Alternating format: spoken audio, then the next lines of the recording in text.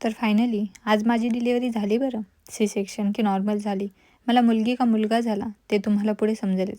नमस्कार मंडळी, मी पूजा. तर तुम्ही अगोदरच्या व्हिडिओमध्ये पाहिलेच की वॉटर ब्रेक झाल्यामुळे मला माझ्या ड्यू डेटच्या 15 दिवस अगोदरच डिलिव्हरीसाठी ॲडमिट व्हायला लागले.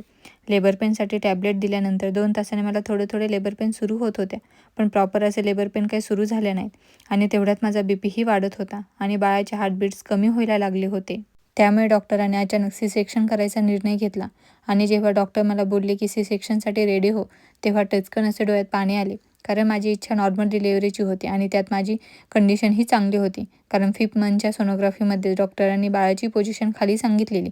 त्यामुळे मी खूप पॉझिटिव्ह होते नॉर्मल डिलिव्हरीसाठी. पण अचानक ही अशी परिस्थिती झाली की मला सी सेक्शनसाठी ऑपरेशन रूममध्ये घेतले आणि अर्ध्या तासातच आमचं बेबी बाहेर आलं. पण तुम्हाला काय वाटते, राधा की कान्हा? जाऊ द्या, मीच सांगते. एवढ्या दिवसांच्या प्रतीक्षेनंतर फायनली आम्हाला कान्हा झाला. तर जेव्हा माझे सी सेक्शन सुरू होते तेव्हा मी डोळे बंद करून हरे कृष्ण मंत्राचा मोठ्याने जप करत होते आणि जेव्हा बाळ बाहेर आले तेव्हा डॉक्टरांनी सांगितले की कान्हा झाला आहे. तेव्हाचा तो मोमेंट अनफॉर्गेटेबल होता. मी तो क्षण शब्दामध्ये सांगू शकत नाही. दोन्ही डोळ्यातून अश्रू वाहत होते आणि चेहऱ्यावर एक स्मित हसू होते. आत्तापर्यंत जेवढ्या वेदना झाल्या किंवा सध्या ज्या ऑपरेशनच्या वेदना होत्या त्या क्षणात विसरून गेले त्याला पाहून आणि भगवंतांकडे प्रार्थना केली की हा क्षण प्रत्येक स्त्रीच्या आयुष्यात येऊ दे. ऑपरेशननंतर 2-3 तास मी झोपले. त्यानंतर मला झोपच काही येईना.